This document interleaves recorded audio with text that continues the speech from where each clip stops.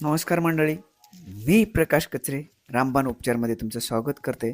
मंडळी, मी एक आज सरळ साधा उपाय तुम्हाला सांगणार आहे. बघा, बऱ्याचशा जणांना पॅरालिसिस झालेला असतो, पक्षवात, अचानक येणारा हाता किंवा पायाला लुळेपणा. तर यासाठी काय करायचं आहे, हा आहे धोत्रा. तर धोत्र्याचे काय करायच्या, बिया काढायच्या.